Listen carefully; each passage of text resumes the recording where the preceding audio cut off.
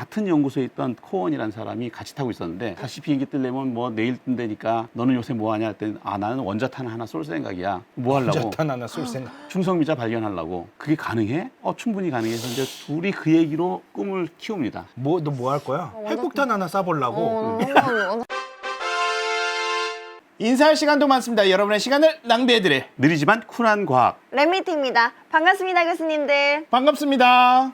우리가 지난번에 중성미자란 무엇인가에 그렇죠. 대해서 노래 얘기도 했고 갑자기 책을 쓰게 된다 이런 얘기 하다 보가 첫 번째 이야기로 끝났어요. 그냥 2시간이 가버렸죠. 네, 드디어 이제 두 번째 이야기인데 오늘 제 생각에 네 번째 이야기까지 갈 수 있을 것 같아요. 아, 좋습니다. 네, 두 번째 이야기입니다. 드디어 중성미자가 등장하는 얘기입니다. 우리가 이제 중성미자를 보통 고스트 파티클, 유령 입자 이렇게 부릅니다. 옛날에 그걸 번역할 때 제가 귀신 입자로 처음에 했거든요. 출판사하고 얘기하다가 귀신보단 유령이 난 것 같아. 그래서 그냥 유령 입자로 일단 이름을 붙였고요. 귀신 하면은 약간 공포감이 있는데 유령 하면은 친근감이 있어요. 맞습니다. 폴터가이스트라고 독일 말인데 소위 이제 심령, 요거 유령 얘기입니다. 물건 둥둥 떠다니고 막 그런 현상 아니겠습니까? 맞습니다. 네. 지금 이제 저 그림을 왜 가져왔냐면 네. 테레비에서 빛이 나오는데 뭘 지금 표현하고 있냐 하면 태양에서 중성미자가 날라오는데 우리가 중성미자를 맞고 있는 거죠. 자, 이제 그 얘기를 이제 들어갑니다. 제일 먼저 여러분들 머릿속에 담아야 될 이야기는 베타 붕괴의 미스터리입니다. 방사능 붕괴는 세 가지가 있잖아요. 그렇죠. 알파, 베타, 감마. 누가 이름을 졌냐면 러더포드라는 분이 이름을 이렇게 졌어요. 네. 당시는 지금부터 120년 전이고 방사능 붕괴들이 막 발견되기 시작할 때예요. 그러니까 네. 처음에는 알파 붕괴, 베타 붕괴, 뭐 감마 붕괴 이런 거 구별이 없다가 나중에 하나씩 이렇게 뭐 전기장을 걸었을 때 휘어지느냐 이런 걸 보면서 이거를 구별한 게 러더포드고 그때 알파, 베타, 감마인데 네. 오늘 얘기는 베타 붕괴의 미스터리입니다. 우선 포탄이 날아가고 있고요. 오른쪽에 제가 포탄의 질량 넣어놨죠. 그다음 대포의 질량이 있어요. 그다음 폭발 에너지가 있어요. 자, 폭발 에너지를 가지고 대포는 질량이 무겁고요. 포탄은 상대적으로 대포에 비하면 가볍고. 그렇죠. 그래서 이제 포탄이 날아가지 않습니까? 네. 알파 붕괴인데 플루토늄이 있고요. 그놈이 우라늄으로 붕괴를 해요. 그때 알파 입자를 쏩니다. 그 알파 입자를 우리가 헬륨의 핵인데 요 그림은 뭐하고 똑같냐면 방금 전에 보신 대포를 쏘는 거랑 똑같아요. 그러네요. 플루토늄이 대포고. 그렇죠. 대포에 포탄이 들어있는 상태고 포탄을 발사하고 나면 우라늄이 남는 거죠. 따라서 이걸 우리가 소위 아인슈타인의 E=mc 제곱 있지 않습니까? 네. 저 우라늄의 질량과 알파 입자의 질량을 플루토늄 질량하고 빼보면 질량이 사라져요. 원래는 같아야죠. 핵 에너지가 풀리면서 그 에너지만큼 알파 입자가 가지고 날아갑니다. 왜 알파 입자만 날아가냐면 우라늄은 무겁거든요. 그러니까 이 알파 입자의 에너지는 결국 폭발 에너지를 고스란히 가져갑니다. 완벽한 비유네요. 제가 뭐 고민 많이 했습니다. 진짜로. 알파 입자는 항상 일정한 에너지를 가지고 배포가 뽕뽕 이렇게 나와요. 그래서 플루토늄을 가지고 있으면 알파 입자가 뽕뽕뽕뽕 이렇게 일정한 에너지로 계속 나옵니다. 네. 자, 베타 붕괴를 한번 볼게요. 베타 붕괴는 조금 다릅니다. 라듐이 악티늄으로 바뀌는데 베타 입자는 전자를 쏴요. 그러면 전자도 알파하고 똑같이 특정한 에너지를 가지고 뽕뽕뽕 나와야 되잖아요. 그렇죠. 그런데 보시면 베타 입자의 에너지가 올라갔다가 이렇게 떨어지지 않습니다. 저런 분포를 갖고 나와요. 저게 27년이거든요. 지금부터 100년 전이죠. 예, 당시 사람들이 알파 입자는 왜 일정한 에너지로 나오는데 베타 입자는 왜 세게 나왔다 적게 약하게 그렇죠. 나왔다 이러지? 아무도 설명을 못했던 거죠. 27년도 저 우스터 실험 있을 때 최대의 미스터리였어요. 저분은 제임스 체드윅 중성자를 발견하신 분이에요. 중성미자랑 헷갈리시면 안 돼요, 여러분들.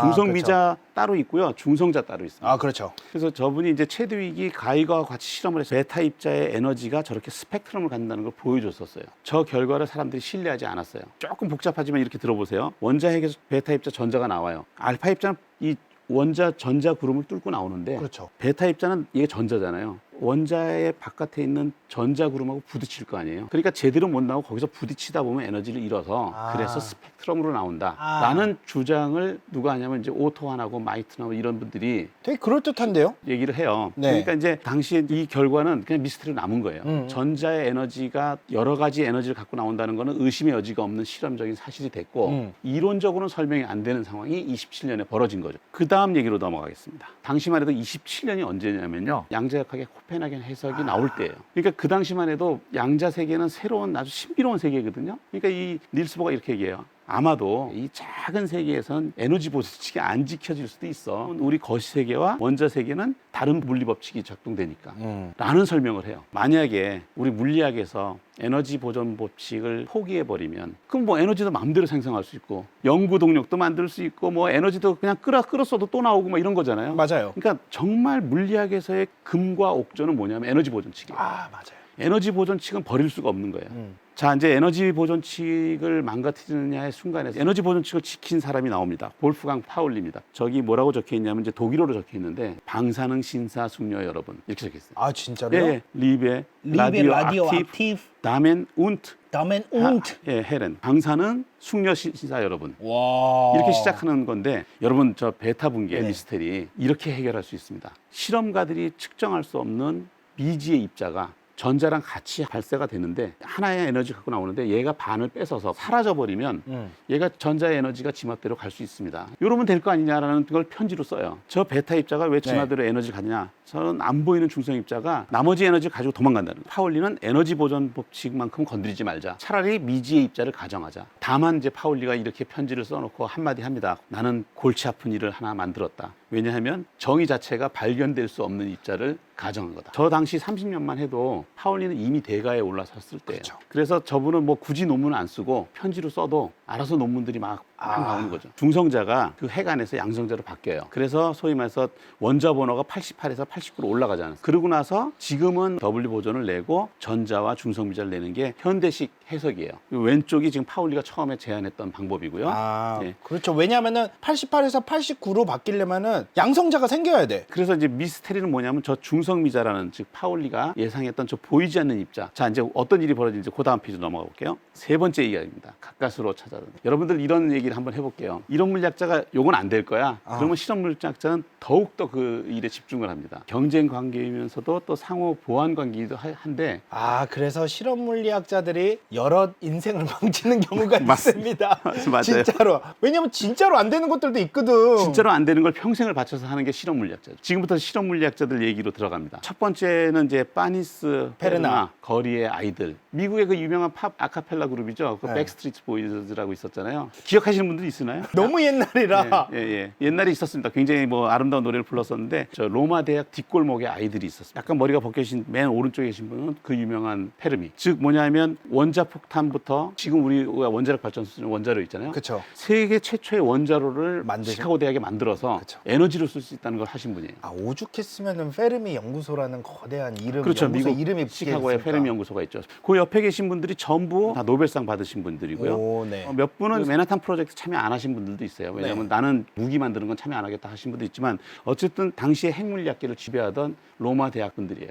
이 사진에 안 나온 분이 둘이 있는데 실종된 천재 마이러나 얘기가 있고요. 그거 어떻게 된 거예요, 마요라나는? 저분 얘기 되게 재밌는데요. 굉장한 천재인데 예를 들어 중성자 아까 얘기했잖아요. 네네. 중성자 발견 실험은 누가 했었냐면 큐리 부인의 딸인 이레네하고 아, 그래. 졸리오 퀴리가 방사능 입자에서 감마선을 때렸더니 여기서 양성자가 튀어나오더라 라는 실험 결과를 발표를 해요. 근데 마이러나가 이렇게 가만히 그 신문을 보다가 감마선을 때렸는데 양성자가 튀어나와. 역시 쟤들은 잘 몰라. 저거는 감마선이 아니고 양성자와 질량이 같은 다른 입자가. 중성인 다른 입자가 있어.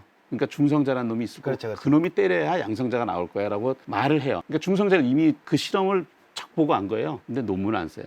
이 천재는 논문을 안 써요. 바로 체드윅, 아까 봤던 체드윅이요. 그분이 이레네 실험을 따라 해본 다음에 빛은 빛인데 질량이 양성자랑 같은 빛이 있다. 그래서 그 중성자를 발견한 걸로 인정을 받아서 체드윅이 노벨상을 탑니다. 오히려. 그러니까 마이러나는 그냥 앉아서 뺏긴 것도 아니죠. 자기가 스스로 논문을 안 썼으니까. 그래서 이분이 워낙 천재니까 이제 스승이었던 페르미가 얘를 교수를 만들려고 교수 원서를 갖다가 집어넣어서 본인이 여기까지 와서 시험을 봐라. 왜냐면 당시에 시험을 봐야 되거든요. 네. 교수를 하려면. 그래서 시험을 또 통과를 해요. 그러고 나서 이제 논문 실적을 내야 될 거 아니에요. 그 유명한 마이러나 입자냐 디락 입자냐 하는 그 논문 있잖아요. 그 논문은 페르미 지도 교수가 써서 제출을 하고 마이러나 이름으로 자기가 썼다라는 설이 지금도 있어요. 그래서 논문을 써서 내 가지고 제출해서 교수가 돼요. 문제는 교수가 된 다음에 이제 고향에 갔다 오면서 부임을 하는 배를 타고 올라오다가 배에서 실종이 돼요. 그렇죠. 그때부터 실종돼서 지금까지 모르는 거예요. 뭐 이랬을 거 아니에요. 엄마 나 교수 됐어 이제. 짐 싸가지고 은행에서 돈도 찾아가지고 팔레르모라는 도시로 가서 이제 교수생활을 해야 되는데 그 배에서 실종이 됐으니까 뭐 바다로 뛰었거나 했겠죠. 네. 근데 이제 가족들은 이렇게 생각해요. 자살할 사람이 돈을 왜 찾아가냐. 그렇죠. 예, 그럴 리가 없다. 쟤는 자살할 리가 없다. 그래서 가족들은 끝까지 자살이 아니라고 보고 또 그 이후에 마이러나를 봤다라는 증언들이 많아요. 실제로 뭐 아르헨티나 이발소에서 발견됐다. 뭐 이런 거 있고 이태리 어느 수도원에서 수사로 지내더라. 이게 한 50년대까지 계속 됐던 설이에요. 이제는 너무 늦었죠. 뭐 지금까지 살아계실 리는 없고 네. 이제 돌아가신 게 확실한데 돌아가신 연도는 모르는 거죠. 어쨌든 그 마이러나가 있고 그 옆에 있는 분이 오늘의 주인공 폰테코로보입니다. 그러니까 브루노 폰테코로보는 물리학자고 저분의 형제가 영화 감독이에요. 제가 첫 번째 퀴즈를 내겠습니다. 막내인 브루노 폰테코르보가 사진에 없어요. 왜 없을까요? 야, 막내, 연구실 막내가 어디 사진에 껴? 이유는 간단한데요. 사진 저 사진은 폰테코르보가 찍은 사진이에요.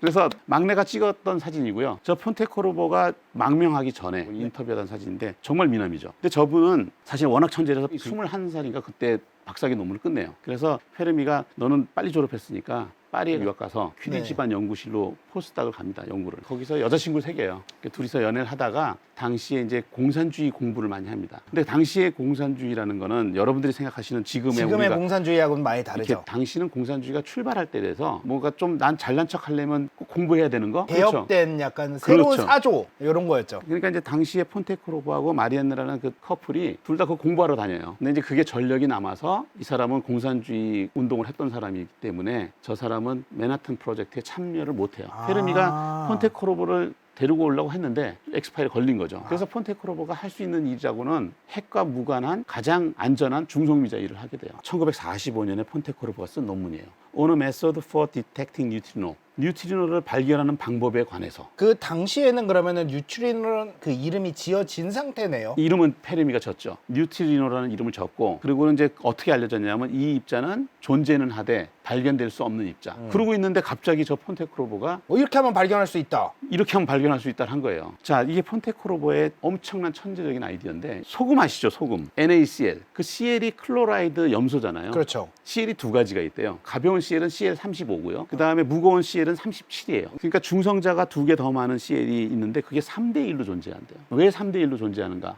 사실 저도 몰라요. 그냥 저도 자연이 그래요. 자연이 그래요. 뭐 핵물리학자들이 알겠죠. 제가 놀랬던 건 뭐냐면 폰테크로보가 이걸 알았던 거예요. Cl35는요. 중성미자하고 부딪히면 아르곤이 돼요. 문제는 뭐냐면 아르곤 되자마자 곧바로 Cl로 바뀌어요, 다시. 그래서 저거는 아르곤이 잠깐만 존재하는 거고 네. Cl37은요. 중성미자를 받으면 아르곤으로 바뀐 다음에 한 달 동안 아르곤 상태로 있어요.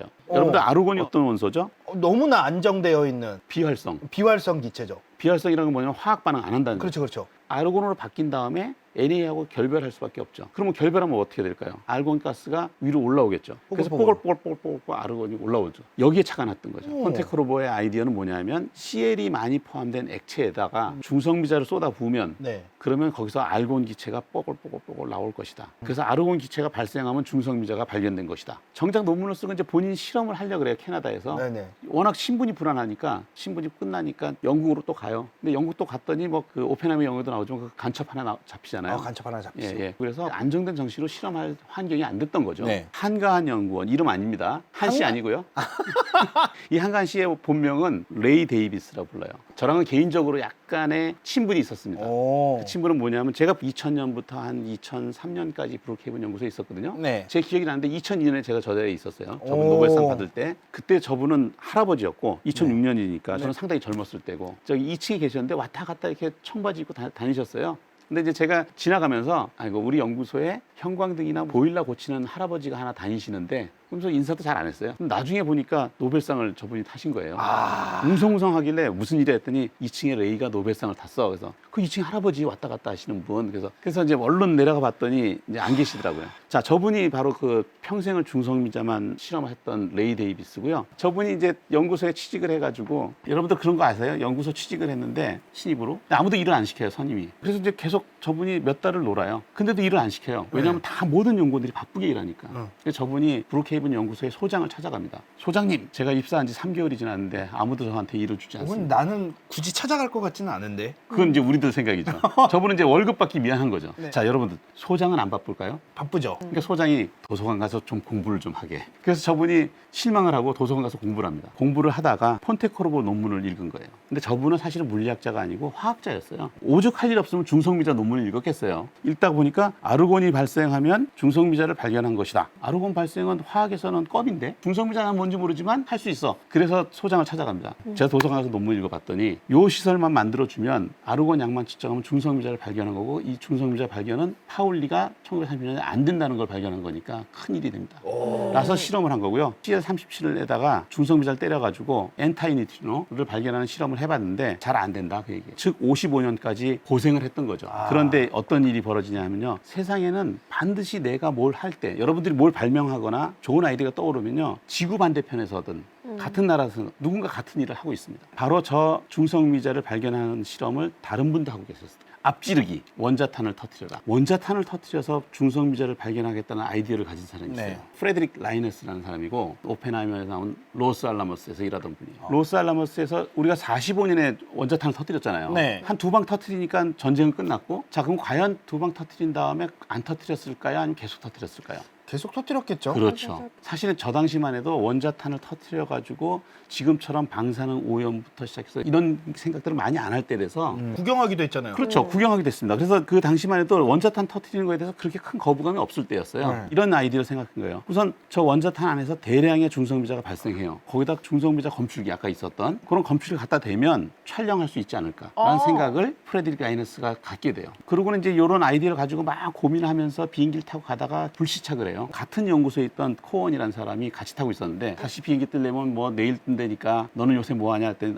나는 원자탄 하나 쏠 생각이야. 뭐 하려고? 원자탄 하나 쏠 생각. 중성미자 발견하려고. 그게 가능해? 충분히 가능해서 이제 둘이 그 얘기로 꿈을 키웁니다. 너 뭐 할 거야? 핵폭탄 하나 쏴보려고. 그 당시의 분위기인데요. 3달러네? 그 옆에 잘 보시면 먼데이, 웬스데이, 프라이데이, 썬데이 그래서 비행기 타고 가가지고 원자탄 터뜨리는 걸 볼 수 있다는 거예요. 이런 광고가 있던 시절이라는 거예요. 야, 그래도 양심이 있어서 일요일은 쉬네. 저런 시절이니까 이런 실험을 계획을 한 거예요. 데어링 엑스페리먼트라고 돼 있는데 데어링은 뭐 감히 이런 뜻이잖아요. 네. 감히 실험 뭐 이런 거죠. 감히 이걸 한다고? 감히 예, 저거 네. 트리니티 실험에 있었던 그 탑하고 똑같이 30m짜리고요. 네. 그 위에다 원자탄을 꽂아요. 터트립니다. 뉴클리어 익스플로전이 벌어지죠. 네. 그래서 지금 벌어지는 모습이에요. 지금 오른쪽에 가운데 보면 이제 지하 갱도가 뚫려 있어요. 우물이. 그 우물 밑에 보면 서스펜디드 디텍터라 그래서 중성미자 검출기 매달아놨어요. 왜 매달아놨냐면요. 원자탄이 터지면 지진이 생겨요. 그러면 검출기도 막 흔들릴 거 아니에요. 그렇죠. 그럼 카메라 막 흔들리면 망가질 거 아니에요. 또 원자탄 터지자마자 저 검출기를 끊어요. 줄을. 그럼 자유낙하하겠죠. 땅이 흔들려도 얘는 자유낙하하죠. 흔들림 없이 그대로 촬영을 하고 밑에 보면 스폰지가 있어요. 그래서 자유낙하에서 촬영이 끝나고 나면 스폰지에 떨어져서 안착되면 그 사이에 중성미자 검출을 하겠다라는 아이디어죠. 더 신기한 건요. 저걸 라이너스가 로스알라모스 연구소장을 만납니다. 이런 계획이 있는데 이렇게 해서 중성미자를 발견하면 우리 노벨상 받습니다. 소장님이 더 황당해요. 그럼 하나 쏘게. 거침없이 승인해버립니다. 그래서 이제 50년에 실제로 저걸 준비를 합니다. 준비를 하다가 뭘 깨달았냐면 페르미가 시카고에다가 원자로를 만들거든요. 네. 원자폭탄을 천천히 터뜨려요. 연쇄 반응을 잘 컨트롤해서 천천히 터뜨리면 에너지가 천천히 터지니까 에너지가 나오잖아요. 네. 그래서 핵폭탄을 천천히 터뜨리면 에너지를 쓸 수 있다는 거를 페르미가 실증을 해보여요. 예, 그러니까 갑자기 라이너스하고 다른 분들이 야, 그 위험하게 원자폭탄 터뜨리고 막 끊어가지고 촬영하고 하는 것보다 차라리 천천히 터뜨리고 촬영을 오래 노출 타임을 가져가면 마찬가지 아니야? 그래서 그 다음 아이디어로 바뀝니다. 인사할 시간도 많습니다. 여러분의 시간을 낭비해드릴. 느리지만 쿨한 과학. 랩미팅이었습니다. 감사합니다, 교수님들. 감사합니다. 감사합니다. 감사합니다.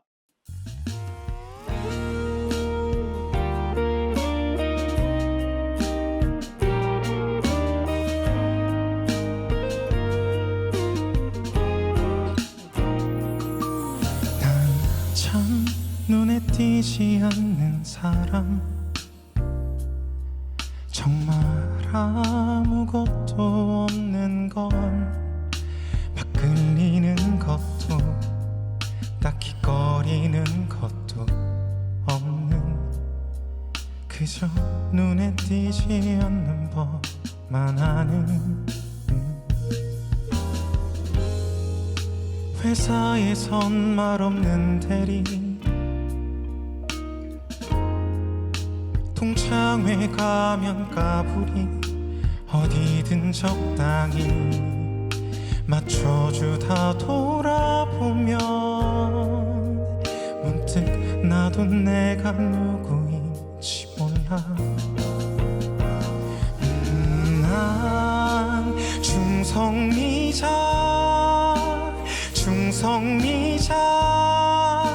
중성미자처럼 어디에나 있지만 난 중성미자 아무도 눈치채지 못하는 작은 존재 다 짝은 있는 법인데 온 세상이 그런데 나 혼자만 없어 온 우주에 없어 처음부터 그랬던 것처럼 난 충성미자처럼